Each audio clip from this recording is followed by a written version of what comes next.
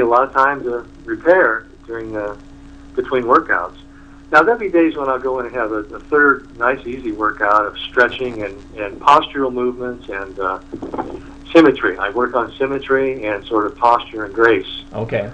So I'll have one day a week to do that. Actually, people can look a lot younger, starting tomorrow if they just learn to stand tall and move in a more graceful way. Sure. Okay. Yeah. So, but usually you just have a two weightlifting sessions a week. Then basically 40 minutes, high intensity, vary it a bit, and that's how. Yes. That's how that's you. It. Okay. Mm-hmm. Usually they're shorter than 40 minutes. Oh, okay. I see. 30 minutes is usually about as long as I'll go. Most guys are still doing curls, and I'm in and out of the gym. Yeah, I guess then most weightlifters out there, most weightlifters then are probably they're probably wasting a lot of time in the gym when they could be being much more efficient. Absolutely. Oh, okay. I'll have to remember that because yeah. I probably waste a little bit too much time in the gym as well. Well, remember, if you hit the fast twitch muscle fibers, and there are two kinds, but if you hit the fastest of the fast, they burn 8 times the amount of energy that you would burn using your slow twitch muscle fibers, doing the same amount of work. And so they're enormously inefficient. They throw off energy, and you'll end up throwing off heat. After one of those workouts, you'll walk around and you'll feel just the heat is just pumping out of you. Oh, yeah. Yeah. And that brings up all the hormones. The main purpose of the workout is to bring up your hormone drives. It raises your testosterone, and it raises your growth hormone. It drops your insulin. It brings up your adrenaline, which also helps you mobilize fat and is protein conserving. It helps to build muscle.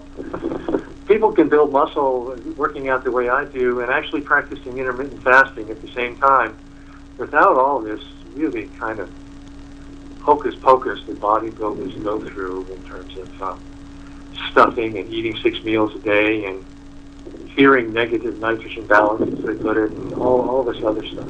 Yeah, and there is a lot of, let me tell you, there is a lot of weightlifting, muscle building advice out there that, I wonder at times myself whether or not it does any good.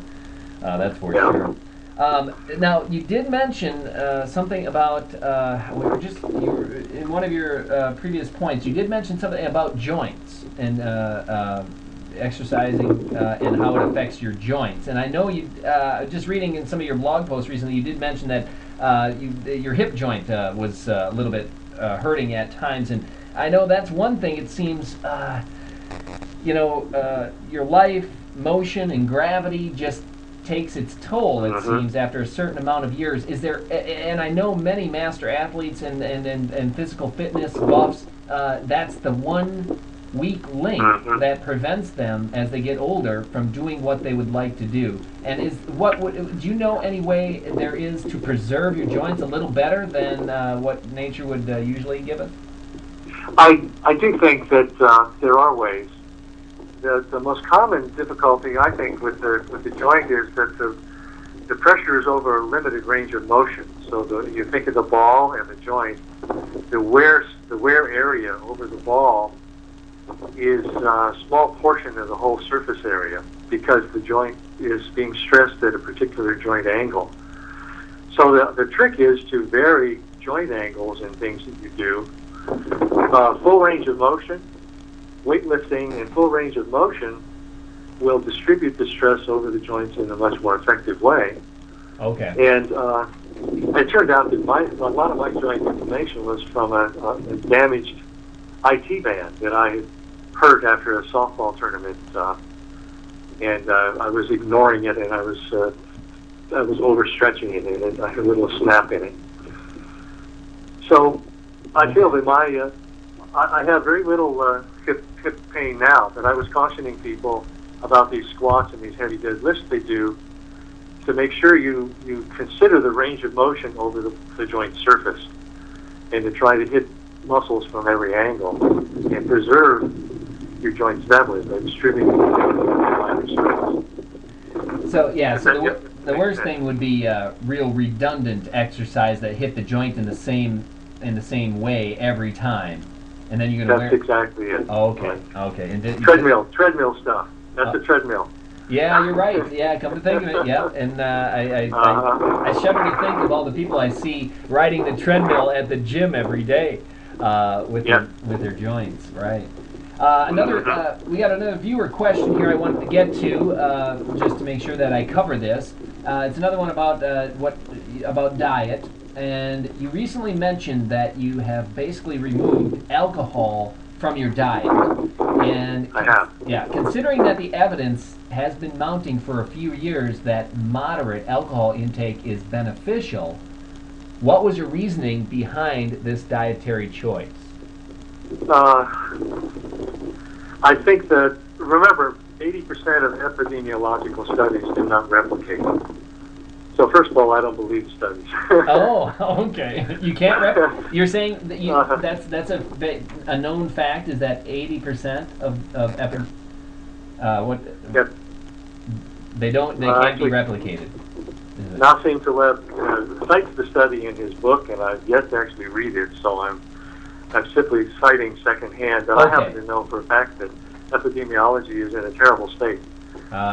If you read Dr. Lifano's book on the rise and decline of modern medicine, you will see he makes a compelling case about how epidemiology has lost its way. Okay. But nonetheless, I can tell you that when I would have, say, a martini or particularly a beer, because it's a grain-based product, yeah, I would get a little red under my eyes, and my wife would say, maybe I'm getting older now, but my wife would say, you're a little flushed in your face. I said, well, that's got to be an allergic reaction to the grain-based product that I'm consuming. So that's that. Oh, so and okay. Yeah. So it's an allergy type thing for you?